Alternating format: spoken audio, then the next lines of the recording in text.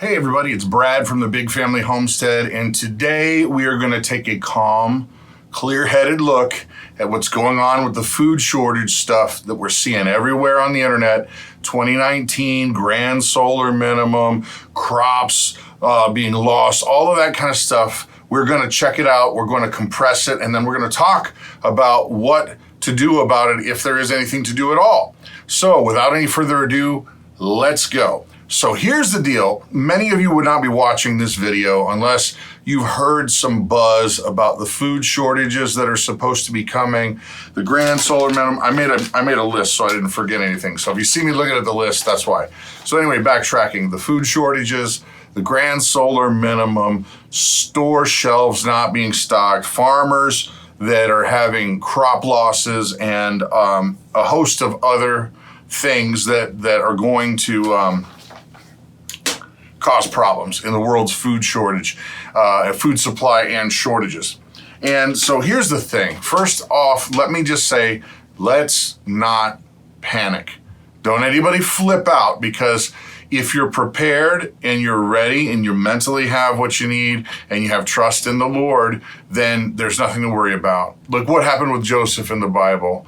He was given the knowledge, he prepared, and then they were ready. They survived the famine. And so we're not going to flip out. We're not going to just go nuts. We want to analyze some things, and then we want to put together a very logical, planned out way that hopefully you will benefit from this.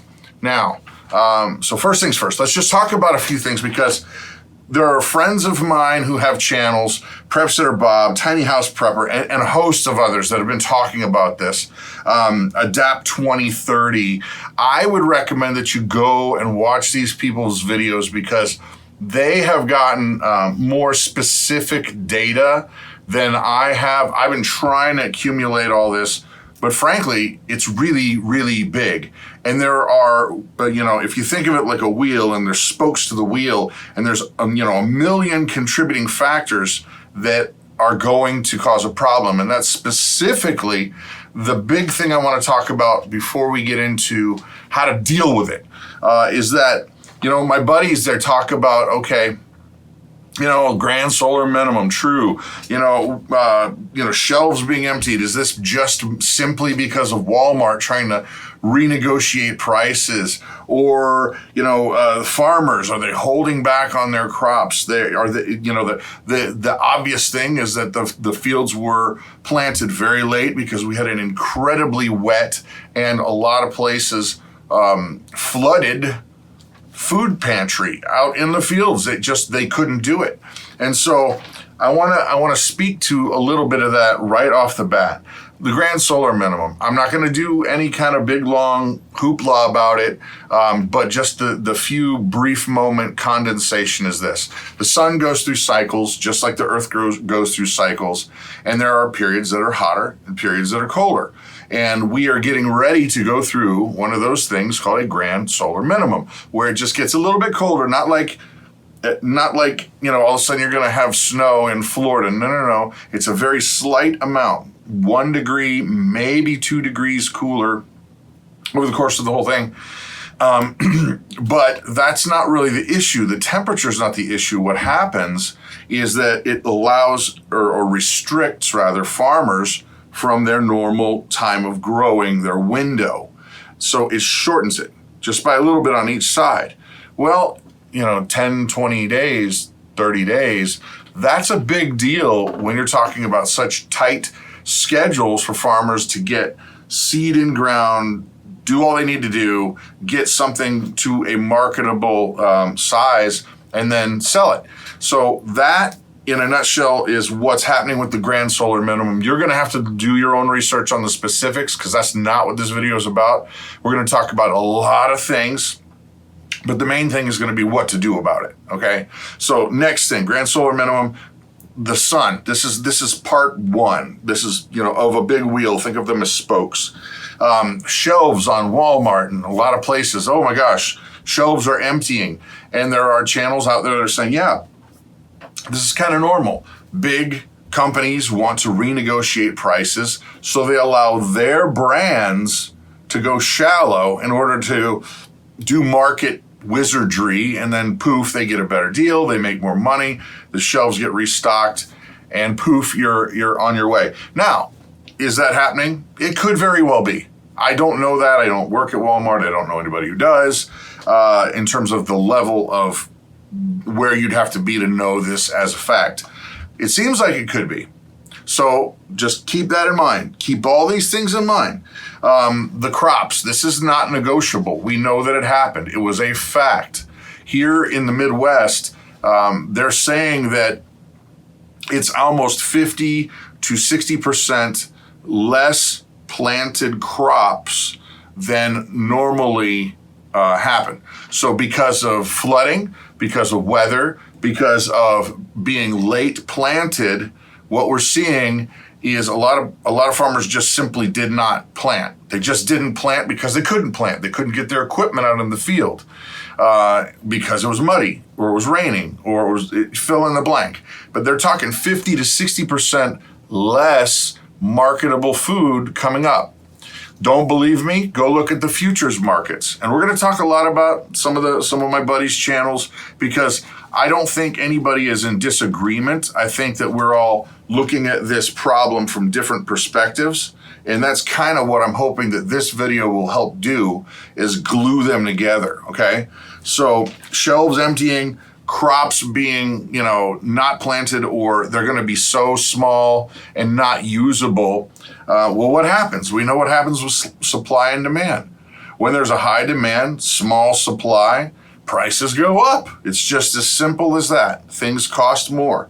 Talking with farmers all over the country. I fortunately have the blessing of knowing a lot of people from everywhere, just because of my nature of being in a music group for most of my life, and I know people all over the place. So I did call a bunch of my farmer friends, and a lot of them are saying, yeah, we're holding back what corn we have, and we're holding on to it because we know the prices are going to go up.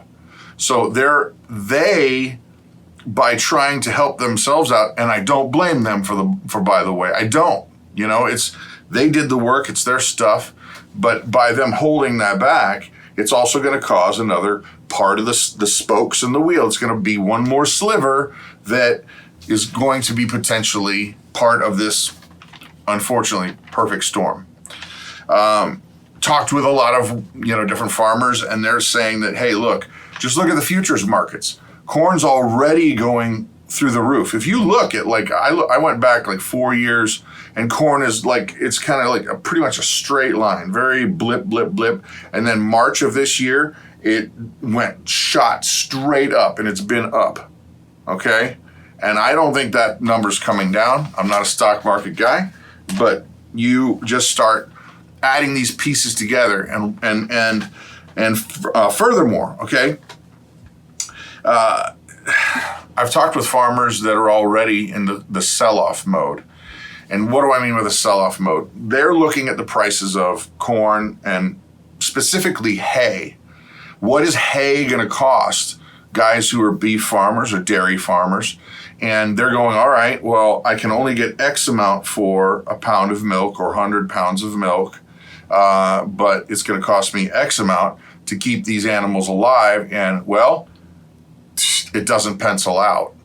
They cannot afford to even break even with the cost of hay going where they're already going. For example, what usually would be a round bale of hay around here would be about $40 right now. They're going for at least $180, and 90 is normal. And now they're talking, close to $200 a bale. Well, I know farmers that I've talked with them, and they basically said, look, we're probably going to have to sell off half of our herd in order just to stay in business, and hopefully we can ride this thing out. Well, think about that, guys. Supply and demand. What's going to happen if all of a sudden milk is really, really hard to get and everybody still wants it? Prices are going to go up, okay? Food shortages are a real thing when you talk about the amount of crops that are going, shorter growing times, and you add all these things in, the politics involved. Why aren't we seeing this on TV? These things are real, and you can go and look them up online, and you can do the research on your own, and you can see it. I think that there is a concerted effort not to don't panic the public. Don't panic them. Let's just kind of try to ease into this.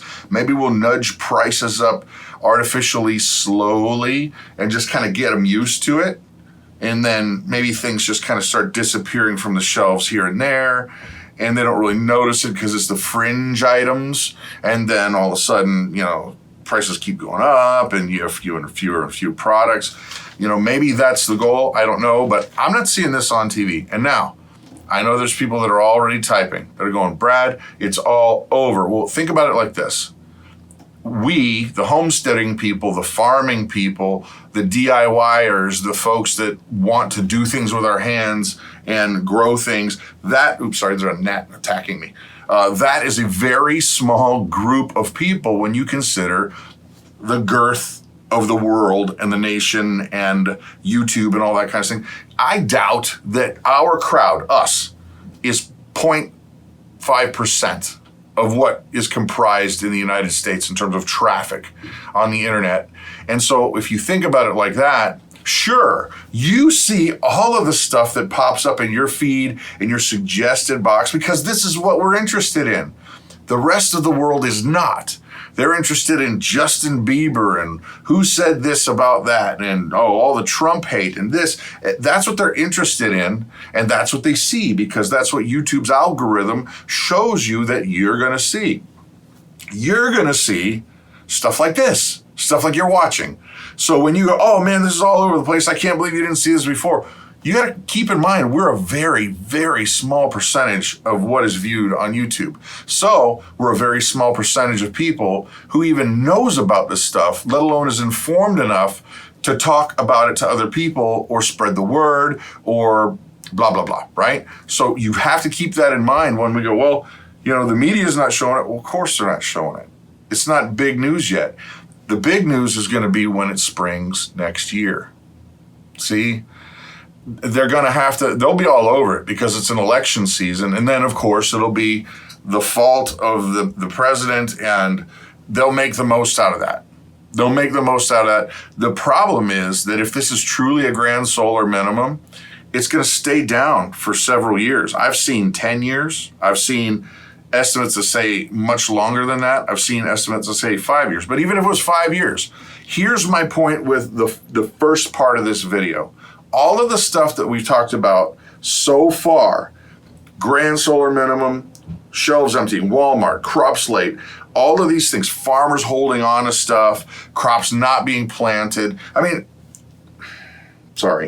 We just traveled from Watertown, New York, through the heartland of the United States, all the way to central Wisconsin. I can't tell you how many fields we passed that were not planted. And we're clearly not planted this year, not like they were planted and harvested. It's going to be an issue, people. And here's why. It's not one thing that's the problem. It's not the grand solar minimum, and that's the problem in itself. While it's a big problem, it's not the whole entirety of the problem. Crops being late, it's because of probably the grand solar minimum, but flooding and all of these things, yes, weather patterns get affected, but that's another spoke of the wheel, right? Shelving being empty, farmers artificially holding on to prices and trying to make sure they get the most for their crop. I don't blame them, but that's another spoke in the wheel. And here's the thing.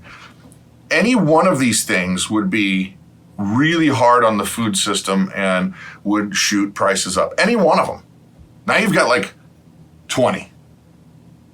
So it's in my opinion, and once again, don't panic because we're going to talk about this. We can do this level-headed. There's no reason to freak out. But a lot of this can, be looked at as this is going to probably be a very expensive problem if you're not ready. Maybe even a famine, and I hate to use that word, I really do, but it could very well be a famine for areas of the world. And when that happens, what happens? Prices get all crazy. It could very well be that you're not going to be able to buy certain things or they're far outpriced what you can afford. So, and that's my opinion, and it's not just my opinion. You know, you've looked around, you've seen it. Adapt 2030 is a great website. Homesteader Bob is a great website. Tiny House Prepper is a great website. They all have more information, and they'll even tell you that they'll point to other, places. I looked at a bunch of data on NASA. I looked at a bunch of data in a bunch of places. Just look at the futures markets. Talk to a farmer. I did talk to a bunch of farmers, and they're all kind of saying the same thing. They're talking about selling off their animals. Well, why? Because they're not going to be able to afford certain things. Well, why? Then you start keeping going, and what you see is every one of these things is interwoven, and if one ripples, the others will ripple. It's going to affect the whole thing. So, now, we're getting ready to start moving into this period where these things are going to be happening more visibly. I know a lot of you are going, hey, what was $1 4 weeks ago is now X. Scout's Honor, today we were at Aldi, even though we were coming back from, Watertown. We had to stop for some things. And we needed some potatoes because I want to can potatoes because I'm thinking I want to make sure I'm locking in my price of potatoes now by canning them so that when I need them next year or the year after that, it's not going to cost me an arm and a leg. Well, Scout's Honor, what was $1.50 for 10 pounds of potatoes in Wausau, Wisconsin, just a couple weeks ago, was today $3. Okay? That's double. And we don't think about it like that because it's a big bag of potatoes. Well, of course, that's a value. It's only $3. Start looking at pricing, guys. Anyway, how are we going to deal with this? How are we going to deal with this? Because we have to be wise. We have to be prepared. We have to get a plan of action. We need to start thinking proactively and not reactively, okay? Tonight, well, actually, no, tomorrow night, Monday night, you are going to see us. We're going to restart the Prepper Monday. And we're going to start talking about the practical applications. This is how you do canning. This is how you deal with freeze-dried food. This is how you deal with dehydrated food. This is how you get the best deal on rice. This is how you get the best deal on XYZ, making the most of what's around you. So, you said there would be information on how we're going to start. Well, here it is, guys. Just get started. Write down a list of the things that you typically eat. This is how you're going to start. What do I eat? Go look at a menu plan if you've made a menu plan. If you've not, I encourage you to make menu plans. You'll save money. Trust me, our family does. But look back and see what you've eaten in the past month, or even 2. If you can remember it, write it down. Write it on a piece of paper, because what you don't want to do is you don't want to go, I got to hurry up and get something going, so I'll go buy a ton of black beans, even though you've never had black beans in your life. And then you buy 50 pounds of black beans and you make something, you're like, gah, blah, Don't do that. Go back and look and see what it is that you eat. If you eat spaghetti, okay? Let's say you got a family of 4. Spaghetti is a great on the shelf, long-term, because it lasts on the shelf a lot longer than they say. We'll talk about this stuff. But a can of Hunt's sauce right now at Walmart, they're 88 cents. That's enough sauce for the whole pound of spaghetti. So you're talking $1.88 to feed your family of 4. Yeah, you got to make some bread, or you got to have a salad or whatever, but that's a pound of food going into your bellies for $1.88 for 4 people. So first things first, don't panic. We're going to go through this. What I want you to do today is make a list of what you eat. Then you're going to divide it. You're going to divide it into like pastas, vegetables, sauces, categories that we are going to eventually show you how you're going to set up your storage. How am I going to set this up in a logical way where now I have $1,000 in food, how am I going to manage it? We're going to show you rotation. We're going to show you how to do it. We're going to show you our system. We're going to tell you what has worked. Excuse me. Excuse me. What has worked and what has not worked. We're not one of those channels that says, hey, look at me. I'm the expert of everything and you should do it my way or else it's wrong. We're not like that. We're going to show you what has worked and what hasn't worked. And hey, if Tiny House Prepper has a better idea, I'll plug his channel. I'll make sure that they get credit for it, and you should go watch their videos. Same thing with Prepster Bob and Adapt 2030, and on. But start today by making a list. Divide it into categories. Then what we're going to do is we're going to start looking at what is the low-hanging fruit. And what do I mean by that, Brad? What do you mean by low-hanging fruit? All right, let's say you're starting from a middle position where I got a couple $100s worth of stuff saved up. So it's not like emergency status. Well, then you're at a different spot. And somebody that's just starting, needs to get that low-hanging fruit. So in our spaghetti example, if you have not started a dang thing, you can probably try to figure out $20 in spaghetti. And then all you do is go get 10 pounds of spaghetti, 10 cans of sauce. That's 10 meals, okay? 10 meals. We're going to work this together, and you're going to see that it can be done even on a very low budget. And you say, Brad, I have no budget.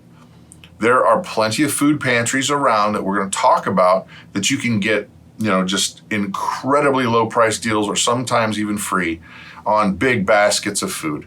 And we're going to deal with it. So no panic. We're not freaking out. We're going to look at these things objectively.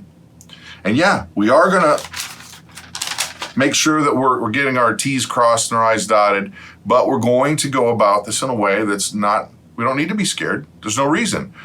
But we do need to be prepared, and that pushes out fear, right? And of course, our trust in the Lord. That's first, of course. But anyway, that's the video for today. I hope you like it. Guys, share the comments, because you know what? People are seeing this, and what I don't want people to do is just be reactionary and go, and then they got to run around and do a bunch of stuff. We're going to go at it logically. Monday night, 7 o'clock Central. That's where Christa and I are going to we're going to do Prepper Monday. So anyway, Monday, 7 Central. Thank you for watching the videos. Please share it if you think this is something of value to other people. And that's it. I'm Brad with the Big Family Homestead, and you guys have an amazing and blessed day.